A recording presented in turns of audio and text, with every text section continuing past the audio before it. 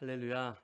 우리 말씀 듣기 전에 옆에 계신 분들, 앞에 계신 분들 한번 인사할까요? 사랑합니다. 더 행복하십시오. 모든 일은 잘 될 것입니다. 인사하겠습니다. 네, 반갑습니다.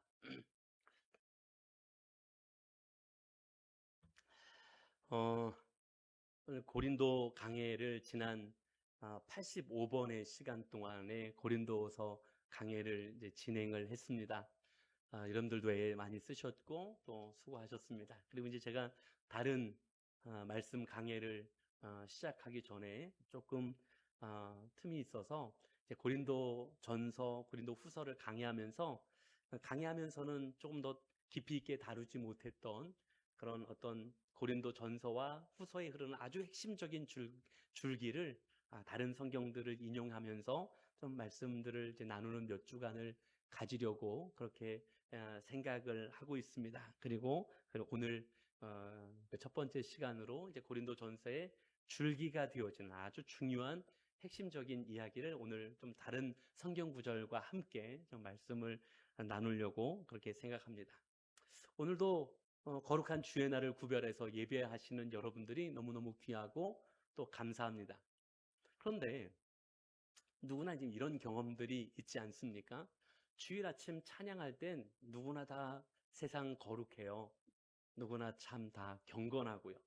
여러분들 오늘도 이렇게 복장을 하시고 예배하시는 모습들이 얼마나 거룩하고 또 경건한 예배자의 모습으로 그렇게 오늘 예배하고 계십니까?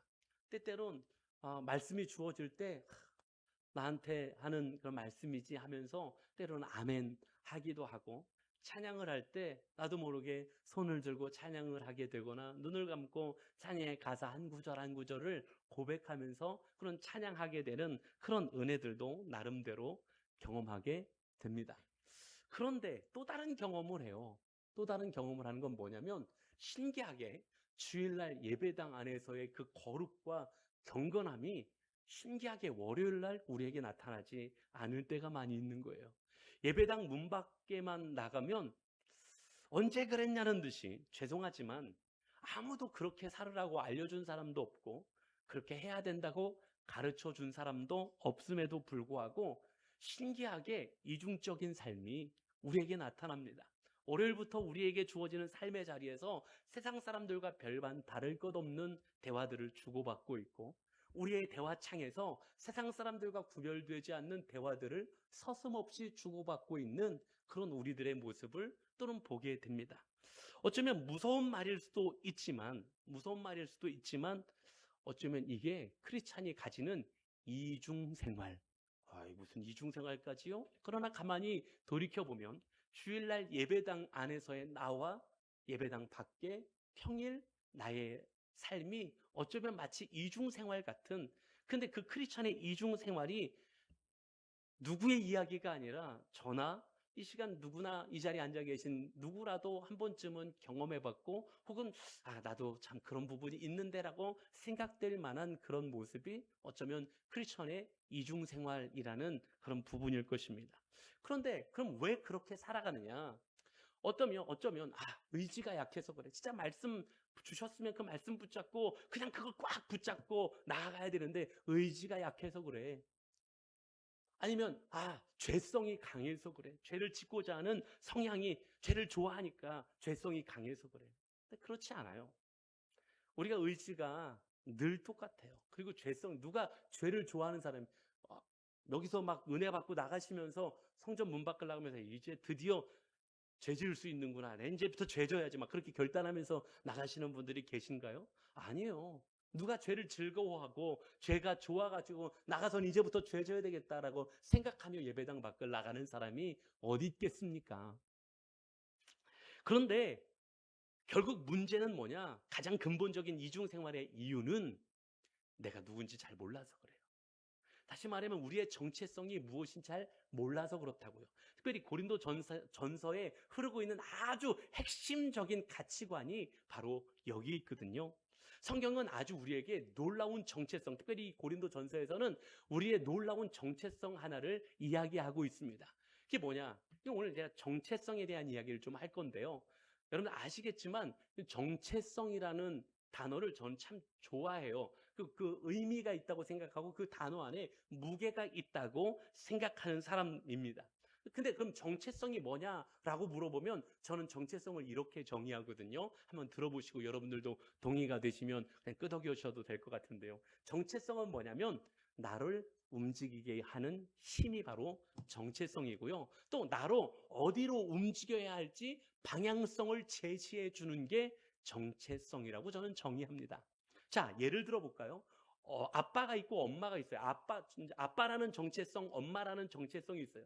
그냥 아이를 낳았기 때문에 아빠이고 엄마일 수도 있지만 아빠로서의 삶을 살아가기 때문에 아빠이고요. 엄마로서의 삶을 살아가기 때문에 엄마인 거잖아요. 그게 정체성이에요. 나로 어떻게 살아가야 될지 방향성도 제시해주고 나도 힘들지만 그렇게 살아낼 수 있는 힘을 주고 있는 게 정체성이라고요. 특별히 저는 뭐 아빠이기도 하고 혹은 어떤 한 사람의 죄송합니다. 제가 아내의 남편이기도 하고요. 근데 저는 또 목사라는 정체성도 있잖아요. 목사예요. 제가 목사가 아니었으면 이렇게 안 살아요. 목사 아니었으면 이렇게 안 살았을 거예요. 무슨 말이냐면 저도요. 재밌게 살고 싶고요. 놀고 싶고요. 즐기고 싶고요. 이런 저도 그런 마음 왜 없겠습니까? 전 목사기 때문에 그렇게 살 수 있는 힘을 주시는 거고 방향성을 제시해 주는 거예요. 요즘에 엄청 덥죠. 엄청 덥습니다. 근데 이제 저희 그 드림홀과 목양실이 있잖아요. 처음에 그쪽으로 이사 갔을 때 얼마나 할렐루야를 외쳤나 몰라요. 왜냐면 해가 들어서요. 제가 해가 안 드는 곳에서 하도 오래 살아가지고 해 드는 걸 너무 좋아하거든요. 너무 들어요. 해가 너무 들어서요. 에어컨이 감당을 못해요. 에어컨이 나중에는 힘을 잃어요. 너무 더워요. 막 어찌 할 줄 모르게 더워요. 그래서 여름에 제가 주로 쓰는 방법은 에어컨이 있는 곳을 찾아요. 그래서 제가 요즘에 자주 가는 곳은 나사렛 대학교 1층의 도서관에, 요즘에 새로 꾸며놓은 1층 도서관이 에어컨이요. 나사렛 대학교로 오세요. 제가 뭐 이런 것까지는 아닐 수도 있지만 엄청 시원하고 좋아요. 제가 심지어 뭐 바람막이 하면 좋겠다 싶을 정도로 너무너무 시원해요. 1층 도서관에서 제가 뭐 하기요? 설교 준비해요. 설교 준비. 목사니까 설교 준비해요. 그래서 나세대교 1층 도서관을 자주 찾고요. 그래서 제가 거기서 우리 교회 성도들도 몇 번 만나게 되더라고요. 그런데 또 제가 자주 찾는 곳이 있어요. 어디? 카페요. 카페 가서 커피 한 잔 시켜놓고 노트북 펼쳐놓고 일주일 내내 제가 거기 뭐 하냐? 설교 준비해요. 저도 분위기 있게 커피 마시고 싶은 사람이에요. 저도 홀짝거리면서 뷰를 보면서 야 이렇게 아름다운 뷰가 있어서 제가 아산 배방에 있는 한 카페에 가가지고 딱 앉았는데 앞에 펼쳐진 뷰가 너무너무 아름다운 거예요. 너무너무 아름다운 뷰를 못 쳐다보고 요만한 노트북 펼쳐놓고 거기서 하루 종일 설교 준비하고 이게 제 삶이었던 거예요. 근데 저는 그렇게 살고 싶어서 하냐고요? 아니요. 목사니까 그러게 나도 분위기 잡으면서 커피 마시고 싶고요. 나도 이야기 담소 나누면서 디저트 먹고 싶어요. 근데 목사라는 정체성이 나로 그 시간에 그 좋은 공간에서 노트북 쳐다보면서 설교 준비하게끔 만들어 놓는 거예요. 이게 정체성이 가지는 힘이고 방향성인 거지 않습니까? 그런데 오늘 본문에서 우리에게 그런 정체성이 있다고 말씀해 주고 계세요. 근데 오늘 우리가 분명 다른 정체성이 있지만 또 다른 정체성이 있다고 말씀하시는 게 있는데 그게 바로 오늘 우리를 성전이라고 말씀하고 계시다는 거예요. 이게 고린도전서에 흐르고 있는 아주 핵심적인 줄기 중에 하나입니다. 교회 건물이 성전이 아니라 여러분들 한 사람 한 사람이 성전이라고 말씀하고 계시고요. 심지어 한 걸음 더 나아가서 여러분들 한 사람 한 사람뿐만 아니라 여러분들이 살아가는 삶, 모든 삶의 한 걸음 한 걸음이 다 성전이다라고 그렇게 말씀하고 계시다는 사실입니다. 이 오늘 고린도전서에 흐르고 있는 이 핵심적인 줄기를 함께 저는 나누고자 하는데 특별히 그러면 내가 세상 속에서 어떻게 성전이라는 존재로 살아갈 수 있는가에 대한 질문을 좀 함께 생각해 볼 수 있는 시간이 됐으면 하고 생각합니다. 그럼 왜 우리가 아까 말씀드린 것처럼 왜 크리스찬이 이중 생활을 할까요? 예배당 안에서는 거룩한 하나님의 자녀과 같았는데 왜 예배당 밖에 나가니까 다른 사람인 것처럼 이중적인 삶이 우리에게 나타날까요? 그 정체성, 즉 성전이라는 정체성을 잊어버려서 그렇다는 거예요. 성경을 조금만 보고 가겠습니다. 고린도전서 6장에 가서 보면 왜 제가 이게 고린도전서의 줄기라고 하는지 이해가 되실 텐데요. 고린도전서 6장 19절 20절 말씀 보면 이렇게 말씀하고 있어요. 너희 몸은 너희가 하나님께로부터 받은 바 너희 가운데 계신 성령의 전인 줄을 알지 못하느냐. 너희는 너희 자신의 것이 아니라 값으로 산 것이 되었으니 그런즉 너희 몸으로 하나님께 영광을 돌리라 라고 말씀합니다. 자, 지금 바울이 고린도 전서 후서가 다 어디에 보내고 있어요? 고린도 교회에 보내고 있어. 우리가 이 고린도서 강해를 들으면서 말씀을 나눴지만 고린도라는 지역 자체가 매우 발전된 도시였잖아요. 무역이 굉장히 발전해서 사람들이 굉장히 인구가 많았던 도시가 고린도였습니다. 뿐만 아니라 철학이 굉장히 발전된 도시가 고린도였지 않습니까? 그래서 헬라 철학이 굉장히 발전됐던 도시. 그래서 굉장히 이성적, 자기들은 굉장히 이성적인 사람들이야 라고 생각하던 사람들이 이 고린도 지역의 사람들이었고 고린도 교회의 사람들이었어요. 그래서 이 이성적인 사람들이었는데 그 사람들한테 지금 무슨 얘기를 하고 있냐면 너희 몸은 내게 아니야 라고 이야기하고 있는 거예요. 이게 이성적으로 잘 이해가 되지 않는 얘기죠. 야, 너희 몸은 너희께 아니야. 하나님께서 값을 주고 사셨다라고 말씀하고 있는 거예요. 마찬가지 오늘 우리에게도 마찬가지예요. 우리는 이 어떤 시대를 살아가고 있냐면 매우 이성적인 시대를 살아가고 있어요. 그래서 우리는 어떤 교육을 받으면서 살았고 어떤 이야기가 우리를 사로잡고 있냐면 나는 내 거야. 내 인생은 내 거야. 내가 사는 거야. 내 몸은 내가 알아서 하는 거야. 내가 지키는 거야. 라는 교육을 받으면서 살았던 시대고요. 그런 이성이 지배하는 시대를 우리는 살아가고 있었던 사람들입니다. 그런데 그런 우리들에게 뭐라고 말씀하고 있냐면 너희 몸은 내게 아니야 라고 말씀하고 있으니까 어쩌면 우리에게도 조금 거리끼는 이야기가 됐겠지요. 그런데 오늘 사도 바울이 여기서 이런 이야기를 하고 있는 건 사도 바울이 그 성도들의 우리들의 삶을 막 옥죄어 오려고 막 우리를 막 결박하려고 이런 이야기를 하고 있는 게 아니에요. 이 이야기는 뭐냐면 너희들에겐 다른 신분이 있다는 거야.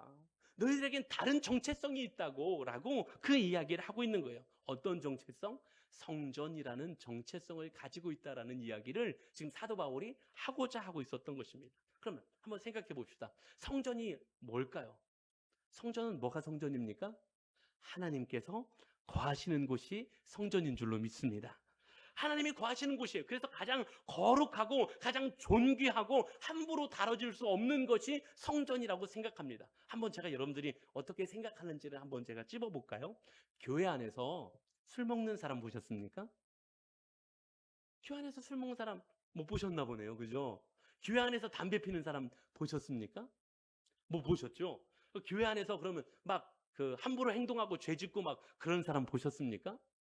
못 보셨어요. 왜 못 봤을까요? 성전은 예배당은 거룩한 곳, 하나님이 임재가 있는 곳, 하나님이 거하시는 곳이라는 성전이라는 하나님이 거하시는 곳이라는 생각을 하고 있으니까요. 그런데 나 혼자 있으면 성전이라는 생각을 하지 않는 거예요. 나 혼자 있으면 내 몸이라고 생각하는 거예요. 나 혼자 있을 땐 내 거라고 생각하는 거예요. 그러니까 술도 마시는 거잖아요. 그러니까 담배도 피는 거잖아요. 그러니까 하나님이 싫어하시는 죄인 줄 알면서도 그걸 행하고 살아가는 거잖아요. 나 혼자라고 생각하고 하나님이 나와 함께 하시다고 생각하지 않고 하나님이 내 안에 거하시다고 생각하지 않기 때문에 함부로 죄를 지어도 하나님이 지금 나와 함께 하는 게 아니라 나니까 지금은 내 몸이니까 라고 생각하는 즉 성전이라는 정체성을 잃어버렸기 때문이라는 사실입니다.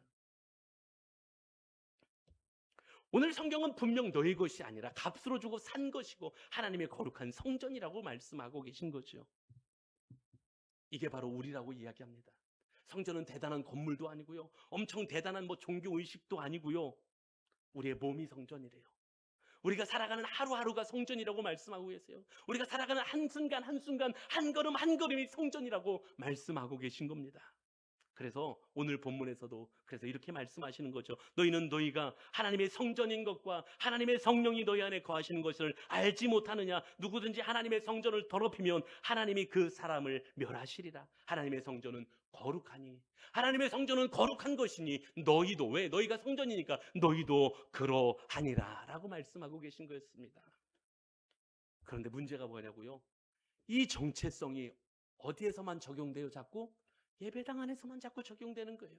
자꾸 주일날 예배당 안에서만 적용되는 거예요. 주일날 예배당 안에서 나는 성전이야 라고 느끼다가 교회 밖을 나가서 세상으로 나가서 회사로 나가서 학교로 돌아가서 나의 정체성 즉 성전이라는 정체성의 스위치를 꺼버려. 딱 꺼버려. 그리고 나는 성전 아닌 것처럼 살아가다가 주일날 예배당에 오면 다시 그 스위치를 켜. 거룩함의 스위치, 성전의 스위치를 켜. 사랑하는 여러분, 오늘 우리에게 스스로에게 질문해봐요. 아무도 보지 않는 그 시간에도, 아무도 나와 함께하지 않는 시간에도 하나님이 내 안에 거하시는 나는 성전이라는 사실을 기억하며 살아가고 있으십니까?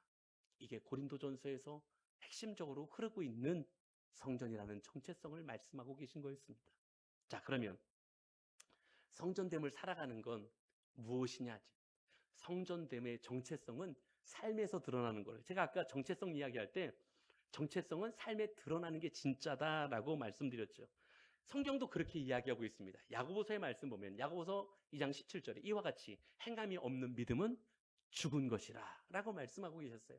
또 로마서 12장 2절의 말씀에 보면 이 세대를 본받지 말고 오직 마음을 새롭게 함으로 변화를 받으라 라고 말씀하고 계셨어요. 그래서 이 시대와 이 세상의 것들을 본받지 않고 하나님의 말씀을 삶에서 이어가는 게 이게 성전이라는 정체성을 지키며 살아가는 거다라고 이미 성경도 말씀하고 계셨다라는 거죠. 그래서 정체성은 삶에서 온전하게 드러나야 정체성이라는 거예요. 그래서 아까도 말씀드렸죠. 아빠, 엄마라는 정체성이 단순히 자녀를 낳았기 때문에 아빠가 아니고 엄마가 아니고 불려질 수는 있겠죠. 아빠라고 불려질 수도 엄마라고 불려질 수도 있겠지만 삶이 아빠로서의 삶이고 엄마로서의 삶이기 때문에 아빠, 엄마라는 비로소 정체성이 온전하게 드러나는 것이지 않겠습니까? 한번 사랑하는 자녀들이요, 들어보십시오. 아빠, 엄마도 놀고 싶습니다. 우리 부모님들 안 그러십니까? 아빠도 놀고 싶어. 엄마도 놀고 싶어. 엄청 놀고 싶어. 그런 시절을 보냈어. 그런 세월을 보냈다고 엄마 아빠들도. 그런데 아빠가 되고 엄마가 되니까 하고 싶은 걸 하는 게 아니라 해야 될 일을 하는 거예요. 이게 정체성이라고요. 하고 싶은 걸 하는 게 아니라 해야 될 일을 하는 거, 이게 정체성인 거예요. 엄마도 남의 해주는 밥 먹고 싶어. 막 엄청 아멘 하고 싶으시죠? 엄마도 남이 해주는 밥 먹고 싶다고. 세상 제일 맛있는 밥은 남이 해주는 밥이야. 남이 해주는 밥. 그래서 교회 밥이 맛있기도 하지만 원래 기 오셔서 밥 식사를 하시면 다 맛있는 거예요. 왜? 남이 해주니까. 엄마도 남의 밥 먹고 싶어. 남이 해주는 밥 먹고 싶어. 아빠도 일 안 하고 가서 놀고 싶어. 그런데 왜요? 정체성이잖아요. 아빠라는 정체성이 나로 하고 싶은 걸 하게 하는 게 아니라 해야 할 일을 하게 하는 것이고, 엄마라는 정체성이 나로 해야 할 일, 하고 싶은 걸 하는 것이 아니라 해야 할 일을 하게끔 만드는 거라요. 삶으로 나타나야 진짜라요. 삶으로 나타나지 않으면 껍데기라는 거예요. 정체성은 이런 걸 이야기하는 겁니다. 우리가 참된 믿음으로 나아간다면, 내가 하나님의 백성으로 나아간다는 건 삶에 드러나게 되어 있다는 거예요. 내가 하고 싶은 걸 하는 게 아니라 해야 할 일을 하면서 나아가는 것이 정체성을 지키며 살아가는 삶의 진짜가 나타나는 모습이라고 우리에게 증거하고 있는 거예요. 오늘 예배가 얼마나 풍성해졌습니까? 예배요. 옛날에 이런 거 막 악기 있었어요? 없었어요. 저 어릴 적만 해도 이런 거 없었어요. 피아노, 오르간 쳤어요. 그런데도 은혜 받고 말씀대로 살아가려고 했어요. 드럼이 어디 있어요? 북 쳤어요. 그래도 은혜 받고 기도하고 나아갔어요. 근데 오늘날 예배가 얼마나 풍성해졌습니까? 얼마나 다양해졌습니까? 막 예배 시간에 이런 막 반주가. 근데 요즘에 어떻습니까? 반주 안 하면 기도를 못 해요. 반주가 없으면 기도가 안 나와요. 드럼 안 치면 박수 칠 맛이 안 나요. 오늘 마침 드러머가 마침 안 나왔어요. 박수 칠 맛이 막 안 나죠? 어쩌면 이런 시대가 되었어요. 설교 홍수 시대를 우리는 살아가고 있어요. 설교 원하면 어떤 설교든 들을 수 있어요. 내가 진짜 황창선 목사 설교 지겨워서 내가 딴 목사님 설교 들어야지. 얼마든지 들을 수 있는 시대예요. 유튜브에 언제 어디서나 어느 장소든지 상관없이 내가 이름만 치면 그 목사님 설교 들을 수 있어요. 심지어 어떤 시대냐고요? 그 목사님 설교가 마음에 안 들어요. 그 목사님이 이상하게 마음에 찔리는 얘기하는데 안 들어. 그리고 스탑할 수 있어요. 그리고 다른 내가 듣고 싶은 설교를 들을 수 있는 시대를 지금 우리는 살아가고 있다고요. 예배가 부족해서요? 아니요. 설교가 부족해서요? 아니라는 겁니다. 이 시간 예배도, 이 세대는 예배도 부족하지 않고 이 세대는 말씀도 부족하지 않습니다. 근데 뭐가 부족하다고요? 삶이 없어졌습니다. 삶이 없어진 시대가 되어져 버리고 말았습니다. 예배를 막 드려요. 예배를 드리는데 와, 오늘 예배 진짜 멋졌대요. 오늘 좋았대요. 좋은 얘기로 끝나요. 멋진 얘기로 끝나요. 오늘 설교를 드리고 가슴에 찔림이 있었고 눈물이 났대요. 오늘 은혜 받았대요. 좋았대요. 거기로 끝나면 그건 진짜 아니라고, 껍데기라고 말씀하고 계신 거예요. 그래서 예수님이 뭐라고 말씀하시면 누가복음 10장 37절에서 예수께서 이르시되 가서 너도 이와 같이 하라라고 말씀하신 거예요. 예수님은 오늘 여기서 듣고 너 감정적인 걸로 끝나라고 말씀하신 게 아니에요. 지식으로 끝나라고 말씀하신 게 아니에요. 그런데 우리는 종종 우리의 믿음이, 우리 신앙이 감정이 될 때가 많아요. 막 갑자기 막 은혜 받았다고 좀 뜨거워졌다고 그 감정 끝나고 밖에 나가서 똑같으면 무슨 의미가 있어요? 100번을 울었는데 무슨 의미가 있냐고요. 삶에서 똑같은데. 성경 지식을 정말 많이 알았어요. 막 성경을 달달 외게 되고요, 꿰게 됐어요. 그게 무슨 의미가 있습니까? 밖에 나가서 똑같은데. 오늘 예수님께서 하시는 말씀은 가서 너도 이와 같이 하라라고 말씀하고 계신 줄로 믿습니다. 가서 이와 같이 하라고 말씀하신 거예요. 듣고 끝날 건 의미가 아니야. 껍데기라고요. 막 감동받아서 눈물 흘렸다고요. 은혜 받았대요. 거기서 끝나면 껍데기라고 말씀하고 계신 거예요.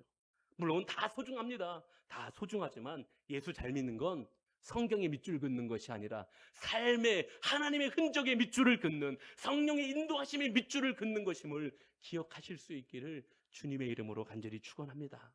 그래서 진짜 은혜는 변하는 거예요. 내 말이 변하는 거예요. 내가 보는 컨텐츠가 달라지는 거예요. 내가 사람들과의 대화가 달라지는 것이고요. 어떤 어려움이 찾아왔을 때 반응하는 모습이 달라지고 그거에 대하여 대응하는 모습이 달라지는 겁니다. 사랑하는 여러분, 오해하지 마십시오.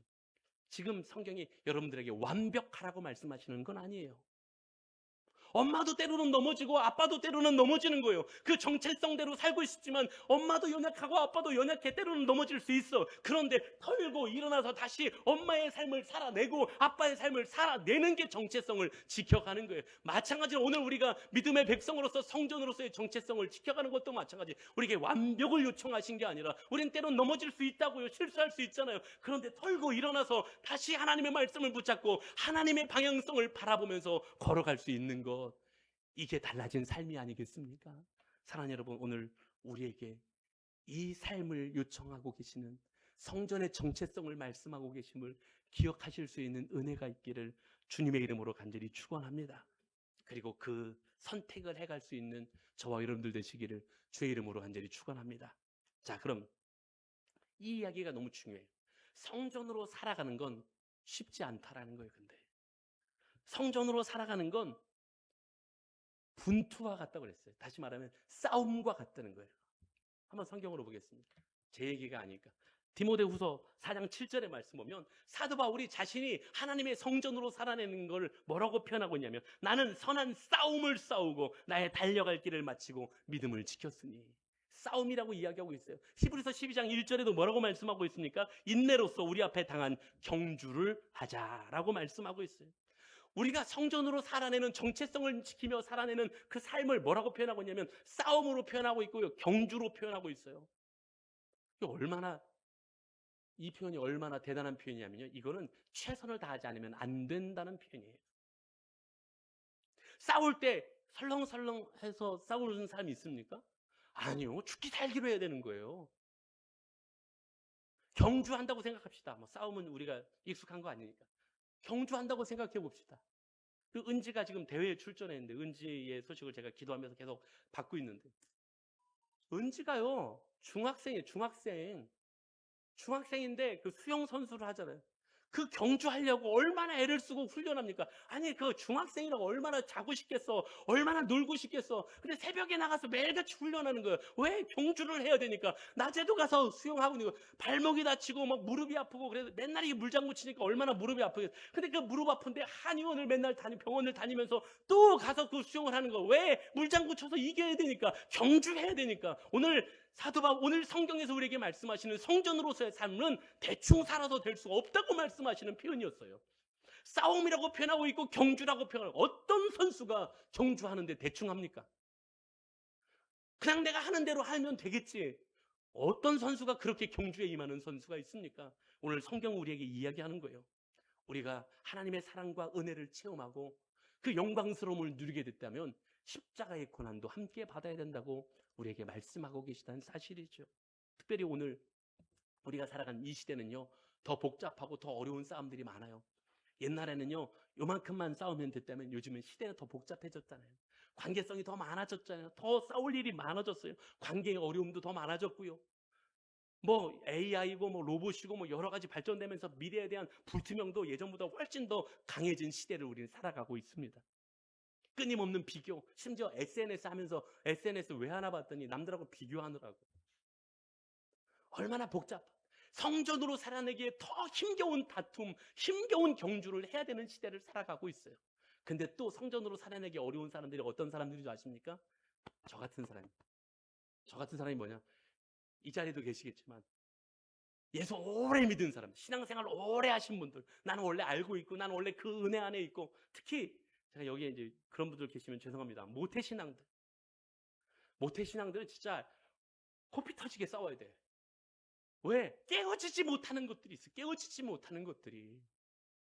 익숙함이 있어요. 난 다 알고 있대요. 난 이미 그 은혜 안에 있대요. 모태신앙이나 예수 오래 믿은 사람들이 하나님의 은혜를 이미 경험했고 하나님의 말씀을 오랫동안 듣고 살았다는 건 은혜입니다. 그런데 익숙함에 빠져서 진짜 하나님의 은혜를 모른 채 성전으로 살아내는 것이 무엇인지 모른 채 살아갈 수 있다는 거예요. 제가 어릴 적 얘기를 해볼까요? 저는요, 목사의 아들이에요. 저는요, 그렇게 죄를 지을 만한 시간이 없었다요. 나 죄 지을 만한 시간이 없어요. 저 어릴 적을 보신 분들이 계시겠지만 저는 그렇게 죄 지을 만한 시간이 없었던 사람입니다. 뿐만 아니라 죄 지을 수 있는 환경도 별로 없었어요. 왜? 집이 교회야. 어딜 나가야 죄를 짓지. 집이 교회야. 아, 그 옛날에는 왜 이렇게 프라이버시도 없어? 성도님들이 왜 이렇게 사탁을 드나들어? 아니, 죄 지을 시간도 없는데 환경도 잘 안 돼. 근데 부흥회를 하잖아요. 막 어린이 부흥회도 하고요. 막 수련회도 막 이런 거 하잖아요. 그러면 그렇게 예수님이 나를 위해 십자가에 죽어주셨대. 아, 난 별로 죄 지을 시간도 없는데 나는 죄 지을 환경도 별로 안 되는데 그렇게 나 때문에 십자가에 죽어주셨대. 울어야 돼, 이젠. 이제 울어야 되거든요. 적당한 타이밍에 울어줘야 돼요. 아니, 내가 왜 동의가 안 되냐면 난 죄 지을 시간도 없고 환경도 안 되는데 예수님이 나 때문에 그 철철 피를 흘려 죽으시고 막 못 박혀서 막 죽으셨대. 아니, 나는 전 세계 온 인류의 모든 사람을 위해서 예수님이 그렇게 죽어주셨으면 오케이, 인정. 나 때문에? 아, 나 죄 지을 시간도 없다니까. 나는 그렇게 많이 잘못하며 살아간 것 같지도 않아. 근데 굳이 나 때문에 저 일을 하셨다고? 아, 왜? 굳이 왜 나 때문에 그 일을 하셨냐고. 공감 부족. 안 돼. 공감이 잘 안 돼.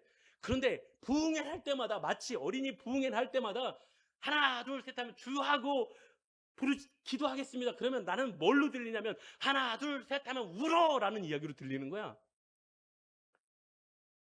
그래서 난 슬픈 생각도 많이 했어요. 울어야 되니까. 그런데 우리가 그렇다니까요. 신앙생활에 익숙해진 사람들은 그걸 못 깨. 익숙해짐에 내가 이미 누리고 있다고 생각하고 내가 이미 가지고 있다고 생각하고 내가 그 안에 있다고 생각하면서 내가 정말로 익숙해진 신앙의 울타리를 깨지 못하고 진짜 인격적으로 주님을 만나지 않고서는 제가 인격적으로 주님을 만나는 기회들이 있었기 때문에 주님 앞에 굴복할 수 있었지요. 오래 믿은 사람들, 모태신앙들 더 치열한 싸움을 싸워야 되는 이유는 우리에게 너무 익숙해졌기 때문이라는 사실이에요.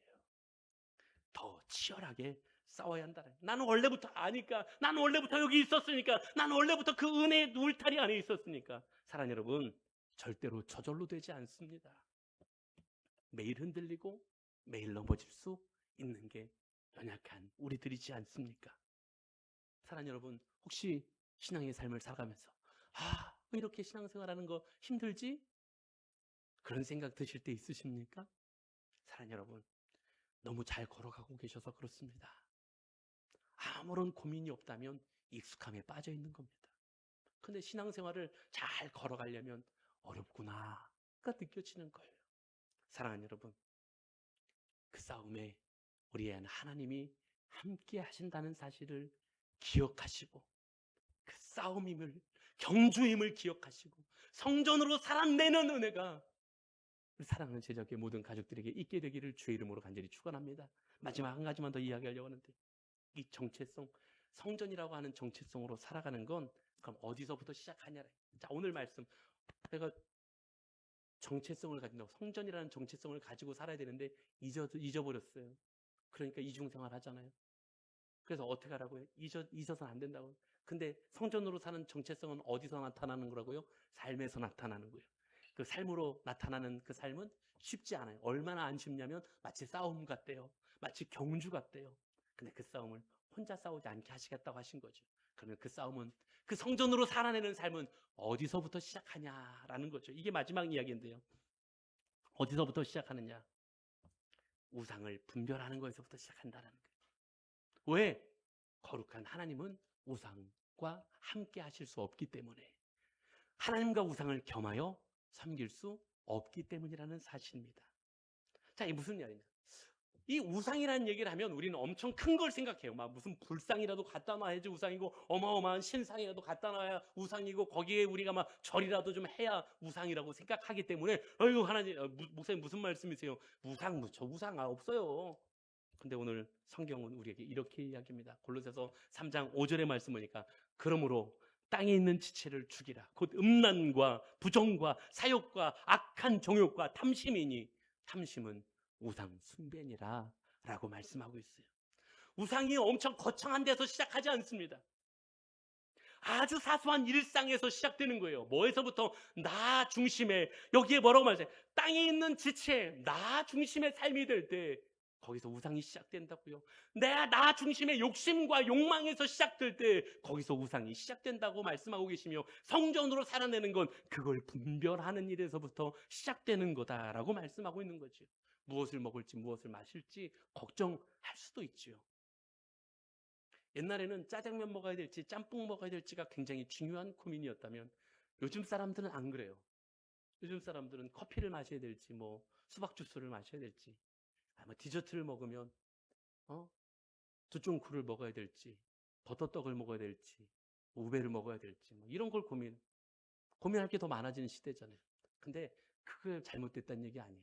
트렌드 따라갈 수 있다고요. 유행 따라갈 수 있죠. 세상에 하는 것, 그 즐거움과 그 행복한 삶을 누릴 수 있다고요. 근데 문제는 뭐냐? 하나님보다 그걸 내가 더 즐겁게 여기는 것, 하나님보다 그것이 먼저 돼서 내 욕심과 내 탐심이 거기에 먼저 될 때, 하나님을 섬기는 것보다, 하나님의 즐거움보다 그것의 즐거움이 더 나를 사로잡게 될 때, 그건 우상 숭배라고 말씀하시면서, 내 성전될 삶은 어디서부터 시작하느냐? 그것들을 분별해내는 데서부터 시작된다고 말씀하고 계심을 기억하실 수 있기를 주님의 이름으로 간절히 축원합니다. 분명히 우리에게 그 순간들이 삶의 자리에 반복적으로 찾아올 것입니다. 그때 하나님을 선택할 수 있는, 하나님을 섬기는 일이 우리에게 더 먼저가 될 수 있는 성전으로서의 정체성을 가질 수 있는 저와 여러분들이 되실 수 있기를 주님의 이름으로 간절히 축원합니다. 이제 말씀을 마무리하려고 하는데요. 이 이야기로 이제 말씀을 마무리할게요. 정말 뭐 어른들 계셔서 죄송합니다만, 제가 이제 이런 표현을 할 때마다 좀 죄송스러운데요. 제가 그렇게 살이 많이 찐 사람은 솔직히 아니잖아요. 좀 뚱뚱해지긴 했지만, 그렇죠? 워낙 날씬한 분들이 많으셔가지고 공감이 잘 안 되나?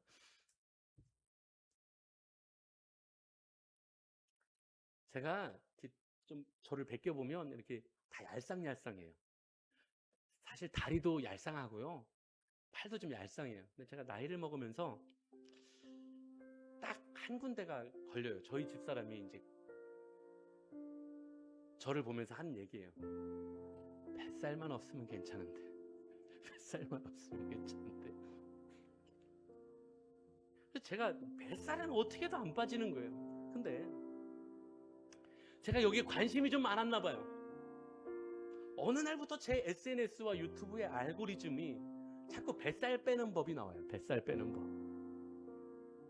이런 운동을 하면 된대요. 와, 이런 운동하면 되겠구나. 근데 막 이걸 먹으면 직방이래요. 근데 이제 그런 거는 안 속아요.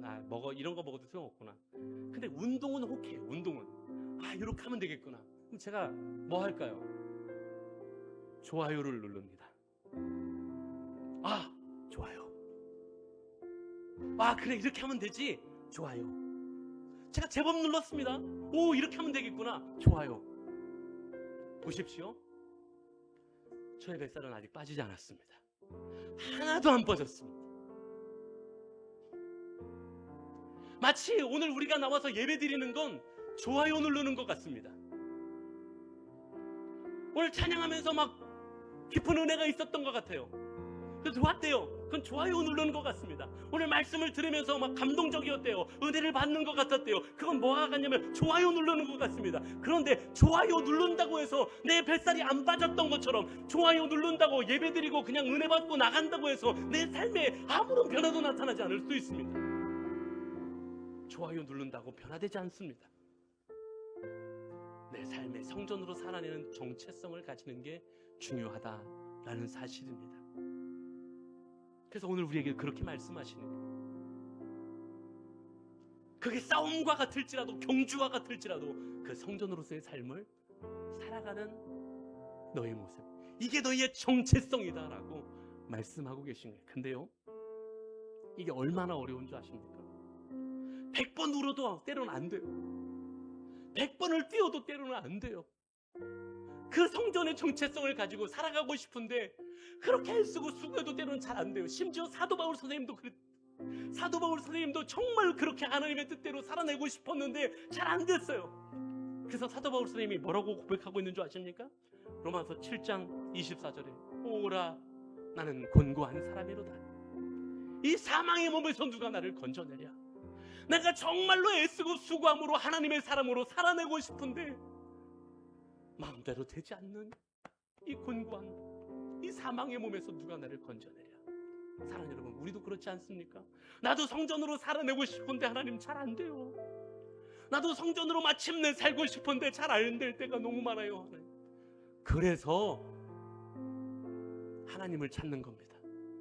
그래서 하나님의 이름을 부르는 거예요. 그래서 기도하며 나가는 거예요. 기도할 때 하나님 뭐 주시고요, 뭐 주시고, 이것 때 주셔야 되고요, 저것 때 주셔야 되고요. 예, 이것도 물론 기도지요. 그런데 우리의 본질적인 기도는 뭐냐면, 하나님 내 힘으로 안 돼요. 내가 해봤는데 잘 안 돼요. 내가 애쓰고 수고해봤는데 잘 안 되더라고요. 내가 노력도 해봤는데 잘 안 돼요. 하나님 나 좀 도와주세요. 나 좀 붙잡아 주세요. 이게 기도라는 사실을 기억하실 수 있기를 주의 이름으로 간절히 축원합니다. 하나님의 도우심을 힘있는 겁니다. 그래서 기도함으로 나아가는 거예요. 그래서 기도 외에는 방법이 없다고 말씀하신 거였고요. 그래서 기도 외에는 다른 것으로는 이런 중류가 나갈 수 없다고 말씀하신 거였습니다. 그래서 우리에게 하나님을 찾으라고 말씀하신 것던 거. 사랑하는 여러분, 우리에게 주시는 정체성을 기억하실 수 있는 저와 여러분들 되시기를 간절히 소망합니다. 하나님의 성전은 거룩하니 너희도 그러하니라. 하나님의 성전은 거룩한 겁니다. 근데 오늘 우리에게 말씀하십니다. 너희도 성전이기 때문에 너희도 그러하니라. 너희가 성전이기 때문에 너희도 그러하니라. 너희가 성전이기 때문에 너희도 그러하니라. 하나님의 도우심을 구하며, 그래서 성전됨의 스위치를 끄지 마시고 세상 속에서도 성전으로 하나님의 도우심을 힘입어 하나님과 더불어 하나님을 의지하며 하나님과 더불어 성전으로 살아내시는 그런 은혜가 사랑하는 제작교회 모든 가족들에게 있게 되기를, 그 승리의 노래를 함께 부르게 되는 교회됨이 우리 모두에게 있게 되기를 주의 이름으로 간절히 축원합니다. 다 같이 자리에서 일어나시겠습니다. 제가 오늘 설교가 긴 거를 예상하고 했으니까 이해를 양해를 좀 해주시고, 그럼에도 불구하고 우리 찬양 한 번만 드리고 같이 기도했으면 좋겠습니다. 오늘 함께 드리고 싶은 찬양은 말씀을 생각하며, 예 주님, 내 욕심과 내 생각이 아니라 하나님의 뜻이, 하나님의 생각이, 주님의 그 마음이 나를 지배하는 삶을 살아가는 하나님 그 성전됨으로 살아가기를 소망합니다. 우리 그렇게 결단하는 마음으로 우리 한번 이 찬양 드리고 짧게라도 한번 하나님의 도우심을 구하며, 그래야 기도해야 우리가 이길 수 있다고 말씀드린 것처럼 우리 하나님을 부르며 잠시 기도하는 시간 갖겠습니다.